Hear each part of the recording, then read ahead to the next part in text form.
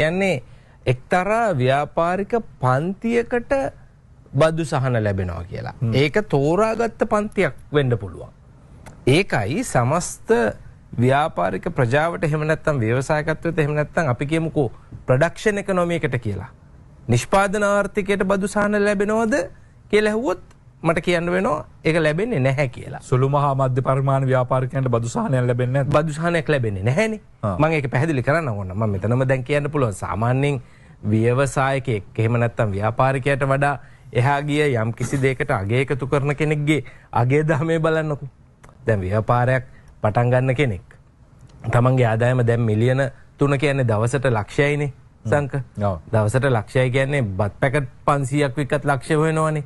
හරි දවසට ලක්ෂයයි කියන එක ආදායමට පටන් ගන්නකොටම වැට් එක ගෙවනවා. 100කට 500ක් විකුණන ලක්ෂයක් හම්බ වෙනවා. ඔව් ඉතින් 500 ඔව් බලන්නකෝ බත් පැකට් 1000ක් කියමුකෝ. හරිද? ඔව් ලොකු මං කියන්නේ ලොකු ප්‍රමාණයක් නෙමෙයි. මහා පරිමාණ ව්‍යාපාරිකයෙක් නෙමෙයි නේ. ඔව් 5011 20ක් නේ. ඔව්. හරි. පෙට්ටි කඩයක් කියන්නකෝ. ඔබ විශ්වාස කරයිද දන්නේ මේ බුලත් විට කඩේක හොයන්න පුළුවන් ලක්ෂය දවසට.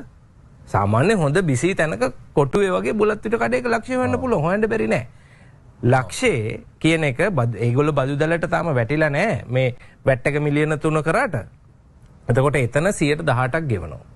118 ගෙවලා SSCL එක 2.5ක් අපි ගෙවන්න ඕනේ.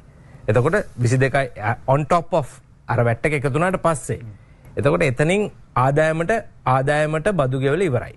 ඊට පස්සේ EPF ETF සේවකයන්ට අපේ ව්‍යාපාරිකයාගේ එහෙම නැත්නම් ව්‍යවසායකයාගේ පෝෂන් එක 15ක් එකතු වෙනවා. ඒගොල්ලන්ගෙන් 8ක් කපනවා අපි 15ක් දාන්න ඕනේ.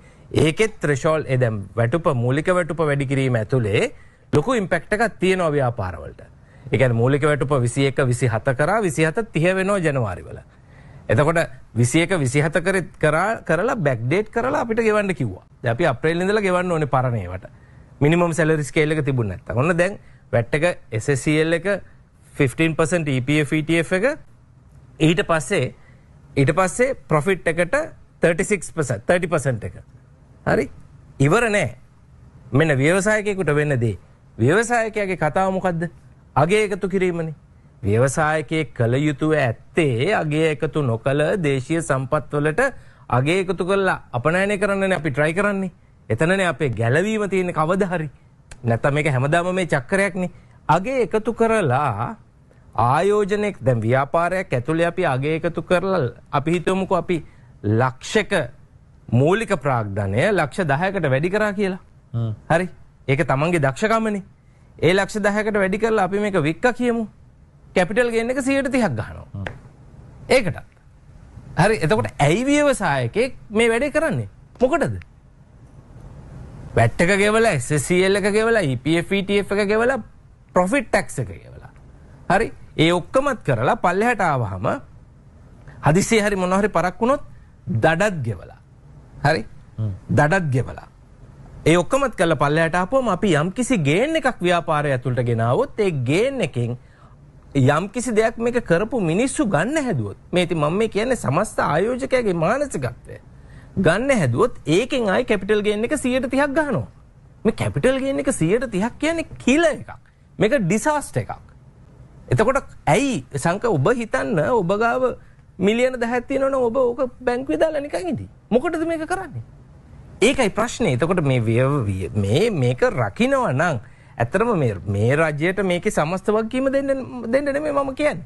බැංකුවට දාලා නිකන් ඉන්න එකත් ලංකාවේ ලේසි නෑ. ඒ ඉන්ට්‍රෙස්ට් එකටත් ටැක්ස් එකක් ගන්න. ඒකත් ගන්නවා. ඒක තව හොඳයි. බැංකුව ගැනත් අපි කතා කරමු. නේද මහාචාර්යතුමා? ඒ ඉන්ට්‍රෙස්ට් එකටත් ගන්න. ඔව්. ඉතින් ඉතේරනේ දැන් මෙතන අපි ඒ කියන්නේ අධික COP එකක ඉන්නේ අනිත් එක මොනවා හැදුවත් අධික COP එකක ඉන්නේ. මොකද අපේ එනර්ජි කොස්ට් එක හරිම වැඩි. අපි ෆුවල් කොස්ට් එක වැඩි, එනර්ජි කොස්ට් එක, ඉලෙක්ට්‍රිසිටි කොස්ට් එක වැඩි, දැන් ලේබර් කොස්ට් එක වැඩි, ලිවිං කොස්ට් එක වැඩි. කොටින්ම දැන් අපේ කොස්ට් ඔෆ් ලිවිං බලන්න අපේ බේසික්ස් කෑම, බෙහෙත්, දැන් අධ්‍යාපන ද්‍රව්‍ය කියමු අපි. හරි. ලිවිං කොස්ට් එක ව්‍යාපාර කරලා අපි ඇත්තටම මේ ලංකාවේ දැන් අවසාන බලාපොරොත්තුව මොකද්ද රජයක හෝ කාගේ හෝ පාලකයෙක්ගේ අවසාන බලාපොරොත්තුව පොදු මහජනතාවගේ සතුට නෙමෙයිද? අවසාන ඉලක්කය විය යුත්තේ නෙමෙයිද? එතකොට ඇත්තටම අපි මේ අර්ථක්‍රමය ඇතුලේ අපි පාවිච්චි කරපු ආර්ථිකය ඇතුලේ අපි දිගටම මොකද්ද කරලා තියෙන්නේ? අපි ලක්ෂ 10ක වාහනේ ලක්ෂ 50ක් ගෙවලා යනවා. ඉතින් මේ ඒ සල්ලි ටික හොයන වෙන රටක මිනිස්සයා ඒ ගානට හොඳ SUV එකක් යනකොට අපි මරුටියක් යනවා. ඉතින් මොකද්ද අපේ ස්ටෑන්ඩඩ් ඔෆ් ලිවිං එක? අපි කොහෙද ඉන්නේ? මේ ව්‍යාපාරිකයා ව්‍යවසායකයා එහෙම නැත්නම් පෞද්ගලික අංශයට නිවැරදි මඟ පෙන්වීම කරන තාක්කල් කරලා ප්‍රායෝගිකව නිෂ්පාදන ආර්ථිකයේ නැකිටන තාක්කල් මේ අභාග්‍ය සම්පන්න චක්‍රයෙන් අපිට එළියට එන්න හම්බ වෙන්නේ නැහැ සංකල්ප.